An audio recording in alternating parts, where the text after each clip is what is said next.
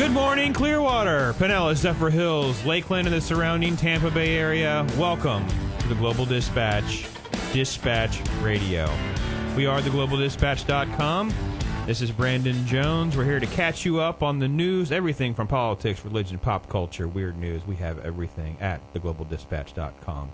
With me, as always, big with the geeks, the bloods, the wastoids, the dweebs. They all love him. They think he's a righteous dude. Editor-exec over at theglobaldispatch.com, Robert Harriman. How are you this morning, Bob? Good morning, my friend. I hope you're doing well. Absolutely. Another blessed day. Thank you so much for continuing to support Dispatch Radio and theglobaldispatch.com. If you'd like to call into the show, chime in about some of the stories we're going to talk about, you want to bring something to the table yourself, feel free to give us a call, 727-441-3000. You want to call toll-free, 1-866-826-1340. You, of course, can follow us online anytime at tantalk1340.com. And if you'd like to contact the show, you can do it through email. That is theglobaldispatch@gmail.com. Or you can follow us and chime in on our new Twitter page. We had a lot of demand for folks saying, hey, listen, I'd like to comment or speak up on some things, but I'm tied up. So if you got a Twitter page, I'll do it that way. So at Dispatch Radio, feel free to follow us on Twitter as well. So before we get into some of the news, biggest story of the week, of course, is Trayvon Martin. But before we get to that, I want to talk about a positive story. I want to spin this and lift your spirits with a great, great story out of Pennsylvania. The young man's name is Tamar Boggs. And Tamar was hanging out with his friends, a close friend of his, Chris Garcia, and they had heard that there had been a kidnapping in the area, and the boys had actually chased down the man in a car who didn't fit. They just didn't know, they just recognized that this man did not fit their neighborhood, didn't fit the situation. They took it upon themselves, identifying that scenario themselves, and rode on their bicycles for 15 minutes straight. This guy, realizing that they're on to him, actually pulls off, releases the girl. She's a 5-year-old girl. Her name is Jocelyn Rojas. So these boys are and were integral in saving this girl. She obviously is traumatized. She's obviously got a lot to do, but she is alive. And I know that her parents are praising God this morning that their little girl is home. And Tamar, Chris, you guys really need a pat on the back. And I really hope this is not an isolated incident in your life, but this is a pivot point and a change in your life. Bob, thoughts? Yeah, clearly a refreshing story, and clearly a story you don't hear very much on mainstream media. And my hat's off to Tamar Boggs. And I know the word hero gets tossed around an awful lot when you listen to some people on TV news, but somebody should be out there calling this young man a hero. Yeah, absolutely. So, all right, we're going to get right to the stories. At the bottom of the hour, we're going to have an action-packed second half of the show. We have Dr. Patricia Quinslick. She is an expert. Going to come in with a Cyclospora update. We're going to talk with Mike Smith. He's going to be MediaMikes.com. He's going to come in and talk movies with us. And we have special guest Stephen Solomon. He is the local Tampa Comic-Con guru. He's going to come in. We're going to talk some comic show stuff. There's a big show, of course, going on in San Diego. So, right to the headlines, though. We're going to wrap up our final thoughts on Trayvon Martin. The George Zimmerman acquittal came after our show last week, so it's been an action-packed week of things hitting the headlines, and the media is obsessed. So there's been all sorts of stuff. So, Bob, where do you want to go first with the Trayvon Martin analysis? Just like I like to really close the book on this thing. Clearly a sad story all around. Feel horrible for Trayvon Martin's parents. Feel bad for the Zimmerman family. There's nothing good that came out of this. There's a lot of blame to go around for the hyperbole and other pushing this on the American public, and the media has to be the number one culprit. And while I'm there, I want to thank Chris Matthews for apologizing for all white people. He did that the other day. And I didn't ask him to, so it was very generous of him to apologize on our behalf. He's quite a guy. Yeah. And, of course, politics, particularly the gentleman at 1600 Pennsylvania Avenue. He got involved an awful lot more than he should, in a local murder story. And the race hucksters, you know who you are. And, of course, they thrive on this. They need this to be relevant, Mr. Sharpton, Mr. Jackson. And they want to keep us in the 1960s, in my thoughts.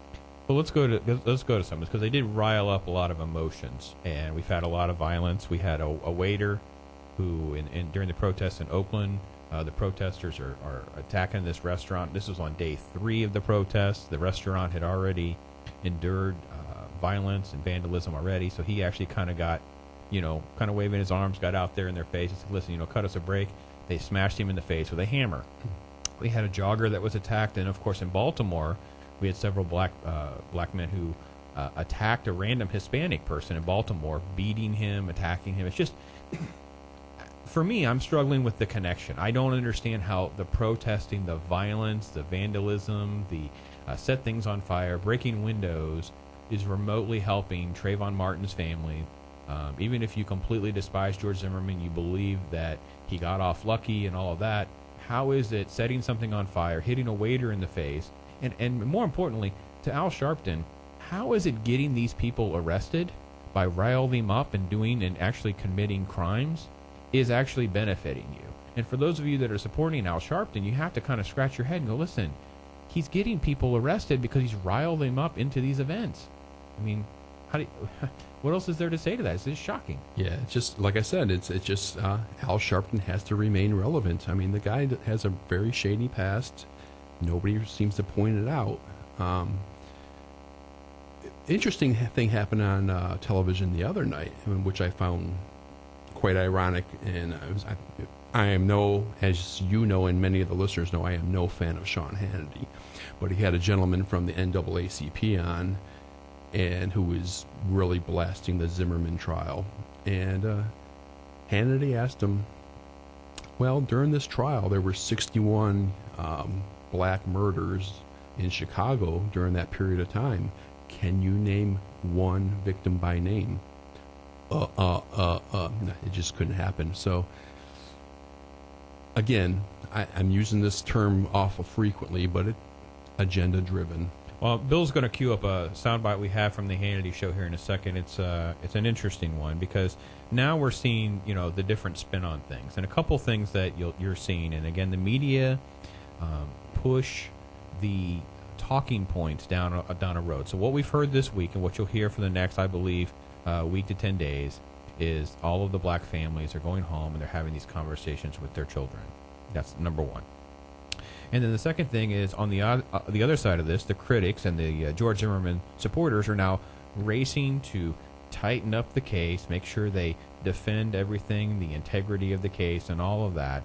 And the one thing I think that you brought, and you found the Sean Hannity clip was just great, was somehow Mr. Hannity connected the dots to George Zimmerman's prom date as being defense of his racial preferences. Bill, you got that clip there? 237. I think it's on the Is this the same magazine that attacks a war hero, General? That's a Rolling Stone. We'll get to those guys later on. There's the other clip I just sent you there. Of a person with racial animus, a guy that he took a black woman to his prom.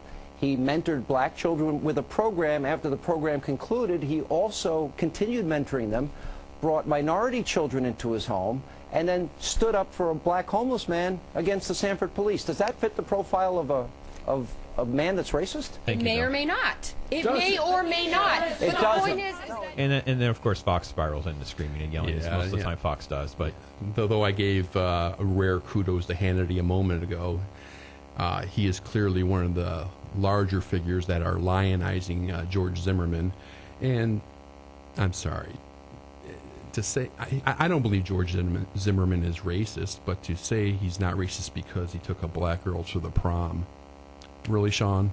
Yeah, I mean, it's, again, if you study and you listen to a lot more than what was just happening during the trial, you do know that Mr. Zimmerman was very an advocate for many of the black youth that are in this neighborhood. There was a lot of crime problems and things like that. That was his motivation that night. He felt like he needed to act on this teenager that was someone he didn't identify with and wasn't his hoodie was up, so he didn't know who this kid was. So with all of that, though, I don't see how the prom date somehow factors in whether or not he's a racist or not today. But let's go to the actual politics spin on this, because there were two big parts of this. First was Eric Holder, and then, of course, yesterday we had the President Obama himself spoke on this. But let's go to Holder, because Holder has now taken and revealed part 2 of the narrative, which is we now need to focus and put in the crosshairs, stand your ground. Because stand your ground, while was not really a factor in the trial, was not really part of the defense. The defense really didn't have to get to any of this because the prosecution did such a poor job of even proving their case. And I'll just say that as my opinion, but that's how the jury saw it as well. But Holder went to the next level, and what was interesting, and I want to get Bob you to speak to this here, was during Holder's speech to the NAACP, which was in Orlando, and he says, we must examine laws that take further by eliminating the common sense and age-old requirement that people who feel threatened have a duty to retreat outside their home if they can do so safely. Now, maybe Bill's our engineer, so maybe he can chime in as well. I don't know about you guys, but if someone's coming into my house and I feel even remotely threatened, I don't think retreating, and let alone retreating outside my home, is what's coming to my mind. Bob? Yeah, well, I heard another actually a Clinton attorney say something very similar. He said he doesn't want anything to do with a gun, and he would run outside his house if somebody broke into his house and run to his neighbor's house to call the police. Good luck with that, Lanny Davis. What about the lady in Jacksonville who gives some warning shots because her husband's going to choke her again and kill her? Now she's in jail for 20 years. Yeah, we're going to get to a mention, or at least I was going to mention one. We have a defense. A man used Joe Biden's advice in court. He was actually arrested because he fired warning shots in the air.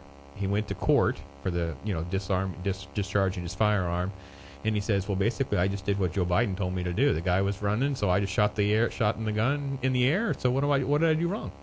But Bill, do they come in your house? You're looking to retreat, run to the neighbor's house? You got a neighbor that you trust better than yourself to defend your house?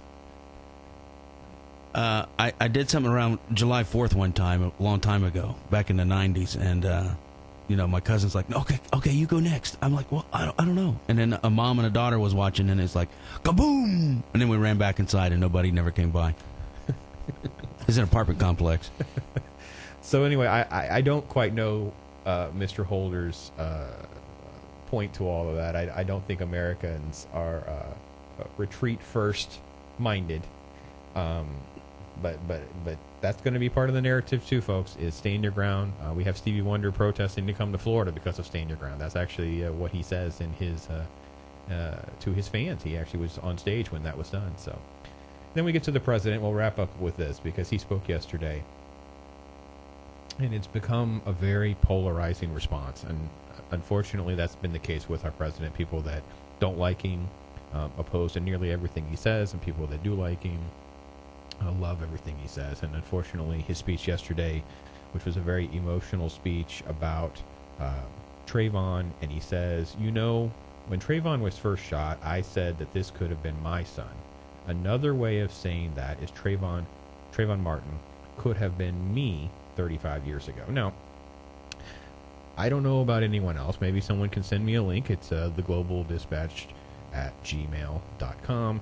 I don't know of any stories of the president wandering around in neighborhoods where he wasn't supposed to. I don't know of any stories of the president wearing a hoodie in the rain where he couldn't be identified, and when he was approached by an authoritative adult of any kind, he was aggressive or divisive or anything like that. I don't know why the president sees himself in Trayvon Martin. Bob, any insight in that? Why doesn't Mr. Obama see himself in other black youth that are being killed? Or how about the perpetrators? Yeah, the Chicago violence and those kinds of things. That's his hometown. I mean, he doesn't really speak to the Chicago situation. But maybe unlike the folks that were on Fox, maybe the president can name those victims that are in Chicago. So, all right, well, we beat on Trayvon Martin enough, that is for sure. So